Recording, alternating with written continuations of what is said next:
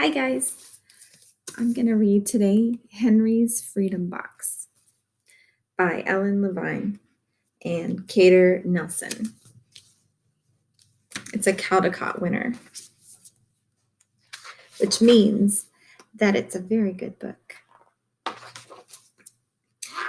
Henry Brown wasn't sure how old he was. Henry was a slave, and slaves weren't allowed to know their birthdays.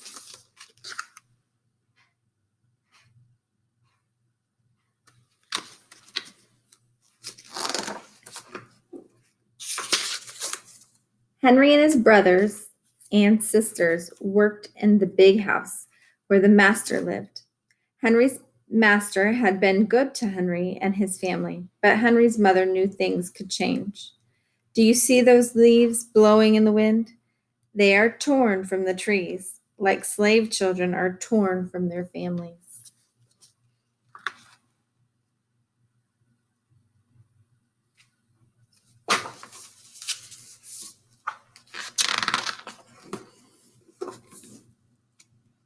One morning, the master called for Henry and his mother. They climbed the wide staircase. The master lay in the bed with only his head above the quilt. He was very ill. He beckoned them to come closer. Some slaves were freed by their owners. Henry's heart beat fast. Maybe the master would set him free. But the master said, "You are a good worker, Henry. I am giving you to my son. You must obey him and never tell a lie."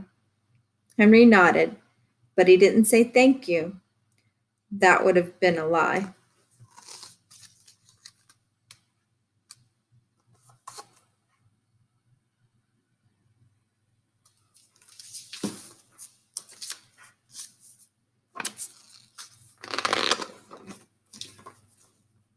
Later that day, Henry watched a bird soar high above the trees. Free bird, happy bird, Henry thought. Henry said goodbye to his family. He looked across the field, and the leaves swirled in the wind.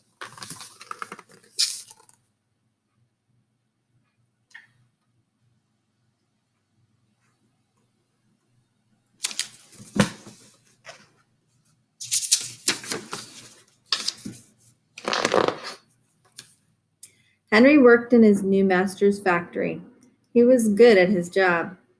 "Do not tear the tobacco leaf," the boss yelled at the new boy. He poked the boy with a stick.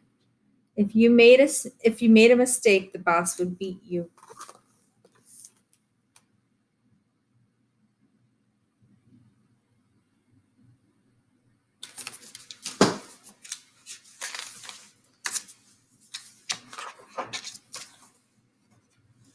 Henry was lonely.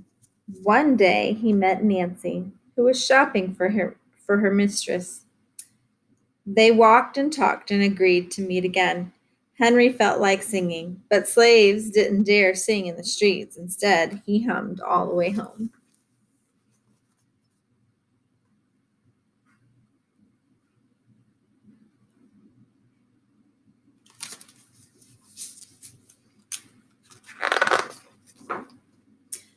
Months later, Henry asked Nancy to be his wife.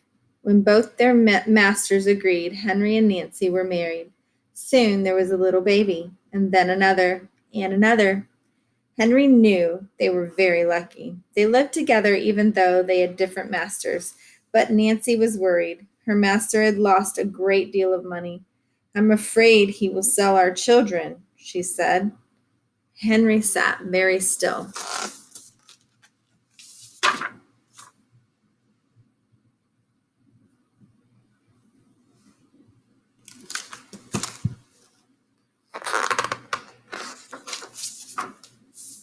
Henry worked hard all morning. He tried to forget what Nancy had said.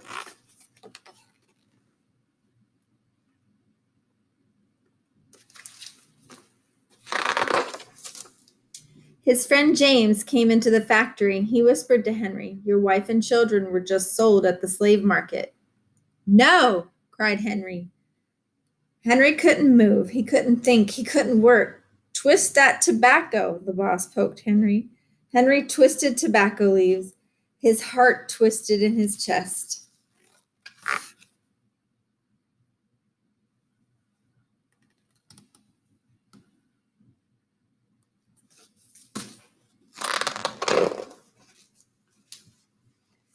At lunchtime, Henry rushed to the center of town. A large group of slaves was tied together. The owner shouted at them. Henry looked for his family. Father, father! Henry watched his children disappear down the road. Where was Nancy? He saw her in the same moment she saw him. When he wiped away his tears, Nancy, too, was gone.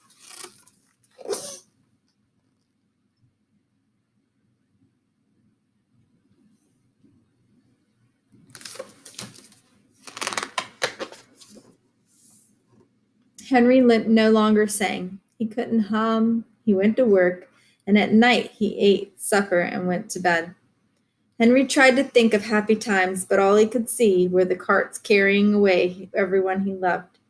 Henry knew that he would never see his family again.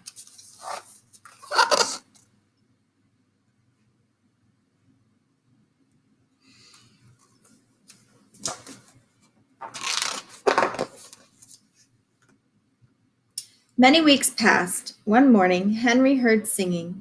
A little bird flew out of the tree into the open sky, and Henry thought about being free. But how? As he lifted a crate, he knew the answer. He asked James and Dr. Smith to help him. Dr. Smith was a white man who thought that slavery was wrong. They met early the next day at an empty warehouse. Henry arrived with a box. I will mail myself to a place where there are no slaves, he said. James stared at the box and then at Henry. What if you cough or someone hears you? I will cover my mouth and hope, Henry said.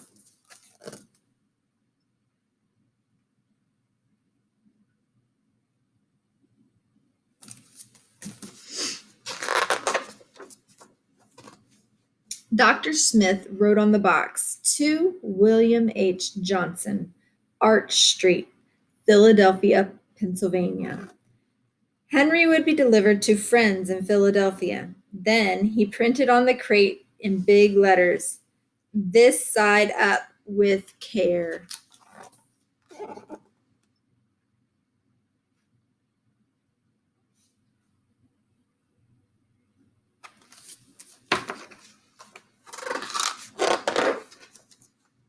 Henry needed an excuse to stay home, or the work boss would think he had run off. James pointed to Henry's sore finger, but Henry knew it wasn't bad enough. He opened a bottle of the oil of vitriol.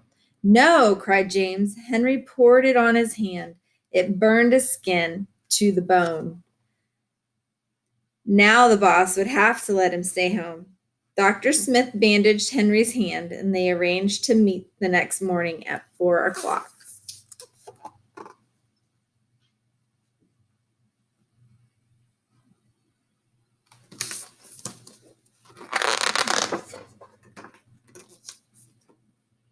The sun was not yet up when Henry climbed into the box.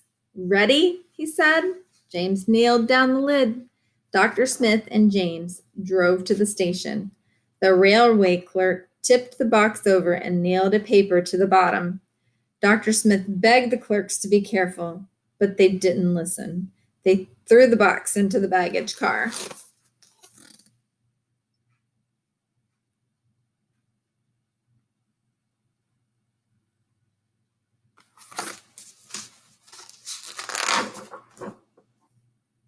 Hours passed. Henry was lifted up and thrown again, upside down. He heard waves splashing. This must be the steamboat headed for Washington, D.C. The ship rode smoothly, but Henry was still upside down. Blood rushed to his head. His face got hot. His eyes ached. He thought his head would burst, but he was afraid to move. Someone might hear him.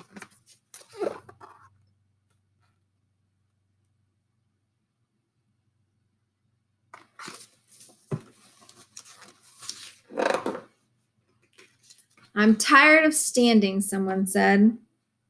Why don't we move that box and sit on it? Said another. Henry held his breath. Could they be talking about his box? Henry was pushed. The box scraped the deck. Now he was right side. Now is left. And suddenly right side up.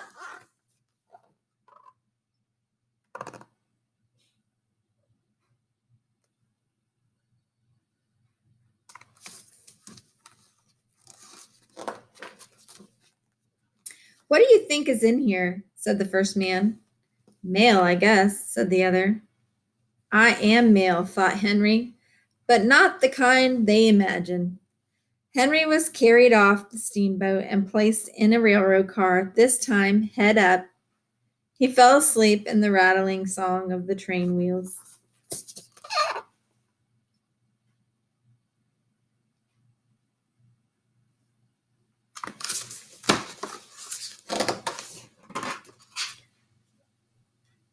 He awoke to loud knocking. Henry, are you all right in there? All right, he answered. The cover was pried open. Henry stretched and stood up. 4 men smiled at him. Welcome to Philadelphia. Sorry. You guys know how Miss Amanda gets. I get emotional. At last, Henry had a birthday. March 30th, 1849, his first day of freedom. And from that day on, he also had a middle name. Everyone called him Henry Box Brown.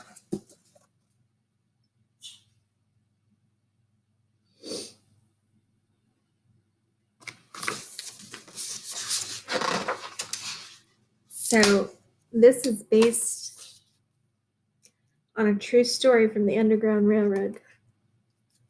Sorry, I get all emotional. He made it to freedom because he was really smart and brave, and I'm sure he persevered through things that we couldn't even imagine to have gone through. But I enjoyed that book. I hope you did too. Have a good day, guys. Bye.